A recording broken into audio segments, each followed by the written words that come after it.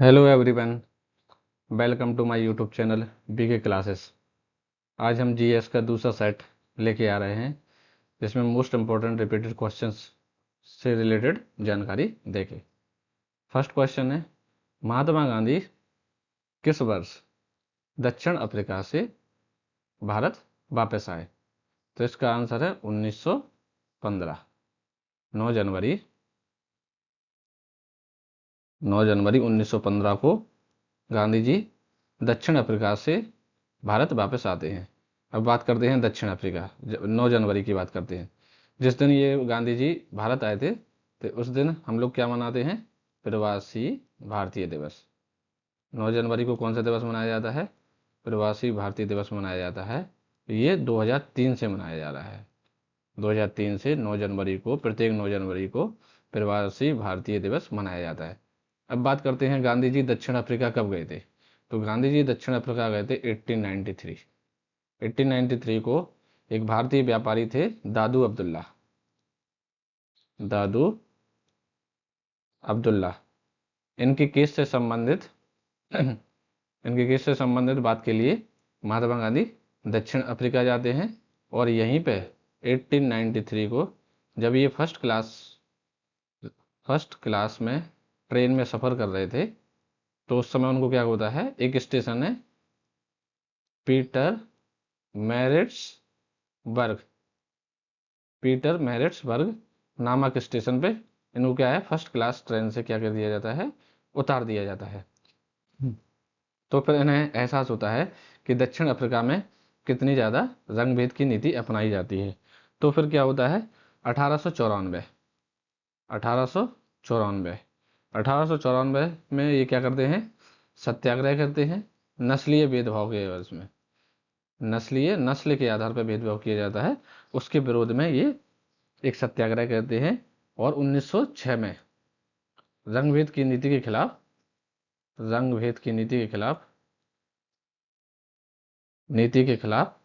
क्या करते हैं, ये सत्याग्रह करते हैं। और यहीं पे दक्षिण अफ्रीका में ही ये 1903 में एक समाचार पत्र जारी करते हैं जिसका नाम है इंडियन ओपिनियन। ठीक है। नेक्स्ट, जब ये भारत आते हैं, 1915 की बात है, 1915 में ये भारत आ जाते हैं। तो फिर उसके बाद ये सबसे पहले 1917 में चंपारण सत्याग्रह करते हैं। 1918 में अहमदाबाद अहमदाबाद और 1918 में खेड़ा सत्याग्रह, 3 सत्याग्रह करते हैं और तीनों में इनको क्या मिलती है, विजय मिलती है। तो बात करते हैं चंपारण सत्याग्रह। चंपारण सत्याग्रह में एक बिहार में था, जगह थी, यहाँ पे क्या होता था कि लोग 3 कठिया पद्धति अपनाई जाती थी। 3 कठिया पद्धति 3 कठिया पद्धति अपनाई जाती। इसका मतलब 3/20वें भाग पर किसानों को नील की खेती करना अनिवार्य था। लेकिन उस समय यूरोप में फिर नील रासायनिक रंगों से बनने लगा है। तो फिर क्या हुआ कि नील की खेती करने वाले किसानों को उसका उतना दाम नहीं मिल पाता था। Next, saint saint Petersburg square निम्नलिखित में से किस स्थान पर स्थित है? तो इसका आंसर है वेटिकन सिटी, जो कि कहाँ पे स्थित है, यूरोप में स्थित है। बर्लिन बर्लिन जो कि जर्मनी की कैपिटल है। वॉशिंगटन डीसी यूएसए की कैपिटल है। एथेंस में सबसे पहले ओलंपिक हुए थे, कब हुए थे, 1896 को सबसे पहले ओलंपिक कहाँ पे आयोजित किए गए थे, एथेंस में आयोजित किए गए थे। और ओलंपिक डे 23 जून को हर साल मनाया जाता है। भारत ने पहली बार ओलंपिक में भाग लिया था 1900 ईस्वी में। 1900 ईस्वी में भारत ने पहली बार ओलंपिक खेलों में भाग लिया था। नेक्स्ट, नीति आयोग का पूरा नाम क्या है? नीति आयोग का पूरा नाम है national institution for transforming India. इसका आंसर कौन सा है? डी है, नीति आयोग। पहले ये किस नाम से जाना जाता था? योजना आयोग। योजना आयोग के नाम से जाना जाता था। योजना आयोग कब बना था? 15 मार्च 1950 को ये बना हुआ था, ठीक है ना, योजना आयोग। योजना आयोग के अध्यक्ष कौन होते थे? योजना आयोग के जो अध्यक्ष होते थे वो कौन होते थे?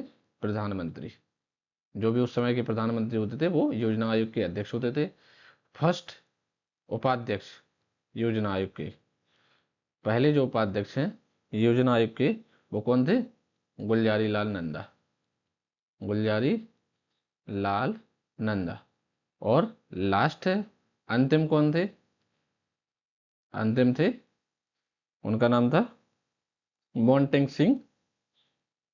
मोंटेक सिंह अहलूवालिया। अहलूवालिया। बात करते हैं फिर इसको 2014 में, सॉरी 2014 में मोदी गवर्नमेंट क्या करती है? इसको समाप्त करती है और इसके स्थान पे क्या लाती है? नीति आयोग लाती है। नीति आयोग का फुल फॉर्म क्या है? National institution for transforming India. ये जो आयोग है ये बॉटम टू टॉप काम करता है। बॉटम टू टॉप क्या करता है? अपना काम करता है। और योजना आयोग था, ये क्या था? टॉप टू बॉटम अपना काम करता था। टॉप टू बॉटम अपना काम करता था। नीति आयोग, नीति आयोग के वर्तमान में जो अध्यक्ष हैं प्रधानमंत्री होते हैं, तो कौन है वर्तमान में? मोदी जी। इसके उपाध्यक्ष, वर्तमान में जो नीति आयोग के उपाध्यक्ष हैं वो कौन है? सुमन मैरी। सुमन बैरी। और इसके वर्तमान में सीईओ है जो कि कौन है? BVR सुब्रमण्यम। सुब्रमण्यम ये वर्तमान में है। अगर ये चेंज होते हैं तो आप अपने नोट्स में क्या कर लीजिएगा? अपडेट कर लीजिएगा। नेक्स्ट, अकबर का प्रशासन केंद्र, मतलब अकबर का जो प्रशासन केंद्र था वो कहाँ था? तो इसका आंसर है आगरा। अकबर का प्रशासन केंद्र कहाँ था? आगरा। आगरा में क्या करते हैं अकबर? बुलंद दरवाजा बनाते हैं।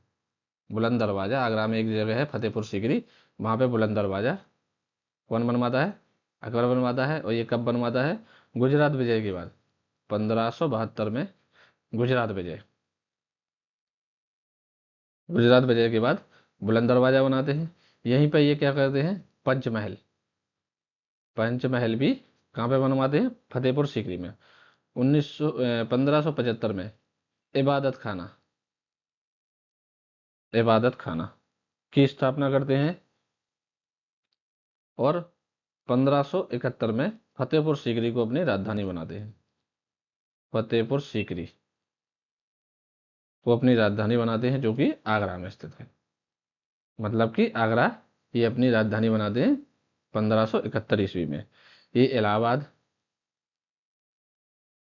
इलाहाबाद, आगरा, दिल्ली, लाहौर, लाहौर, अजमेर, यहाँ पे क्या बनाते हैं? यहाँ पे भी ये फोर्ट का निर्माण करवाते हैं। नेक्स्ट, कौन सा हिम रेलवे यूनेस्को के द्वारा विश्व धरोहर स्थल घोषित नहीं है? तो इसका आंसर है माथेरान। माथेरान हिल रेलवे ये क्या है? यूनेस्को में शामिल नहीं है। दार्जिलिंग हिमालयन रेलवे ये कहाँ पे है? वेस्ट बंगाल में है। ये यूनेस्को की हेरिटेज साइट है। नेक्स्ट है नीलगिरी पर्वतीय रेलवे, ये तमिलनाडु में स्थित है। तमिलनाडु कर्नाटक में स्थित है। ये भी क्या है? यूनेस्को में शामिल है। और कालका शिमला रेलवे लाइन ये कहाँ पे है? हिमाचल प्रदेश। ये भी क्या है? यूनेस्को में शामिल है। अब बात करते हैं यूनेस्को। यूनेस्को, यूनेस्को का फुल फॉर्म क्या है? United Nation, United Nation education, scientific and cultural organisation. इसकी स्थापना कब हुई थी? 1945 में इसकी स्थापना होती है। और इसका हेडक्वार्टर कहाँ पे है? Paris, France. पेरिस फ्रांस में क्या है इसका हेडक्वार्टर है। नेक्स्ट, भारतीय रेलवे बोर्ड अधिनियम किस वर्ष पारित किया गया था? तो इसका आंसर है 1905। भारतीय रेल बोर्ड अधिनियम 1905 में पारित किया गया था। और भारतीय रेल बोर्ड की स्थापना भी कब हुई थी? 1905 में स्थापना होती है। 1905 में स्थापना होती है। पहली रेलगाड़ी, भारत की पहली रेलगाड़ी जो कि मुंबई टू थाने चलती है। कब चलती है ये? 16 अप्रैल 1853। 1853 को भारत की पहली गाड़ी चलती है। ये लगभग 34 किलोमीटर चलती है और इसमें लगभग 400 लोग क्या होते हैं? शामिल होते हैं। नेक्स्ट, उत्तर भारत की पहली रेल गाड़ी कहाँ से कहाँ तक चलती है? ये चलती है इलाहाबाद टू कानपुर चलती है। और ये कब चलती है? 1859 में ये चलती है। रेल बजट को आम बजट से अलग किया था। किस कमेटी के तहत इसको अलग किया था? एकवर्थ समिति के द्वारा रेल बजट को आम बजट से अलग कर दिया था 1924 के आसपास। और रेल बजट को आम बजट में विलय कब कर दिया था? 2017। कौन सी समिति थी? विवेक देबरॉय समिति की सिफारिश पर। विवेक देबरॉय समिति की सिफारिश पे इसको क्या कर दिया जाता है? विलय कर दिया जाता है। उस समय जो रेल मंत्री थे 2017 में रेल मंत्री कौन थे? अरुण जेटली। वर्तमान में कितने जोन है? वर्तमान में टोटल 18 रेलवे जोन है। नेक्स्ट आता है, कोई राजनीतिक दल कितने राज्यों में एक मान्यता प्राप्त राजनीतिक दल के रूप में स्वीकृत है तो उसे पूरे राज्य में एक राष्ट्रीय दल के रूप में माना जाएगा। इसका मतलब है कि एक नेशनल पार्टी, अगर नेशनल पार्टी बनना है तो उसको कितने राज्यों में राज्य स्तरीय पार्टी घोषित होना चाहिए? तो इसका आंसर है 4 या 4 से अधिक राज्यों में अगर वो राज्य स्तरीय पार्टी है तो उसको एक नेशनल पार्टी के रूप में दर्जा दिया जा सकता है। अब नेक्स्ट है, या फिर पिछले चुनाव में लोकसभा या फिर विधानसभा, लोकसभा या विधानसभा के कुल टोटल वोट का लगभग 6% प्राप्त हो और साथ में 4 लोकसभा सीटें जीती हो तो भी क्या हो सकता है? वो पार्टी क्या बन सकती है? नेशनल पार्टी बन सकती है। वर्तमान में अक्टूबर 2024 तक वर्तमान में 6 जो पार्टियां हैं वो नेशनल पार्टी हैं। 6 पार्टियां नेशनल पार्टी है। सबसे पहले बीजेपी, दूसरा है कांग्रेस, तीसरा है बीएसपी, चौथी पार्टी आप, पांचवी पार्टी है एनएनपी नेशनल पीपल्स पार्टी और छठवीं पार्टी है सीपीएम। नेक्स्ट, किस विश्व विरासत स्थल में ली कार्बूजिए के वास्तुशिल्प स्थित हैं? तो इसका आंसर है चंडीगढ़।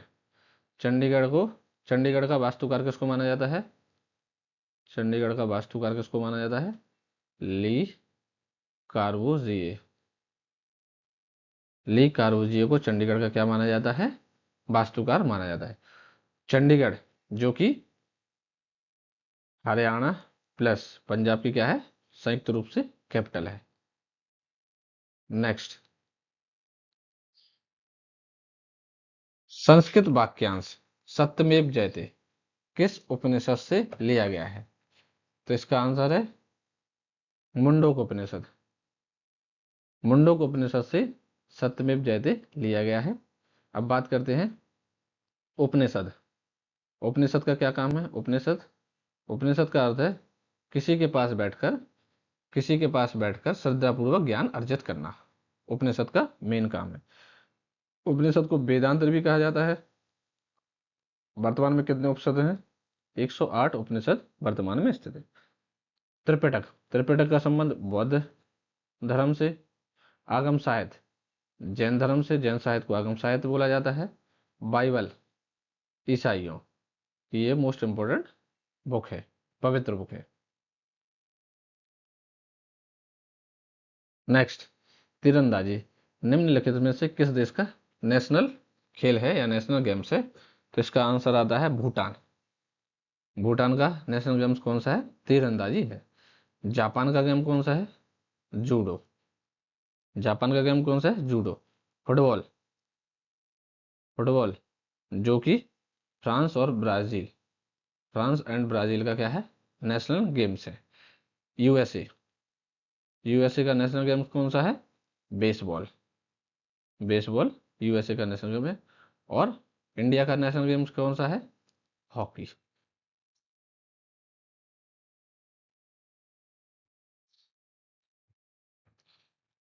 आज का सेट ये यहीं पे ख़त्म होता है। अगर ये आपको वीडियो पसंद आई है तो इसको लाइक कीजिए, शेयर कीजिए और सब्सक्राइब कीजिए। नेक्स्ट पार्ट आएगा, इसके लिए आप बेल आइकन बटन दबा के रखिए जिससे कि आपको नोटिफिकेशन जल्दी मिल सके। Thank you so much.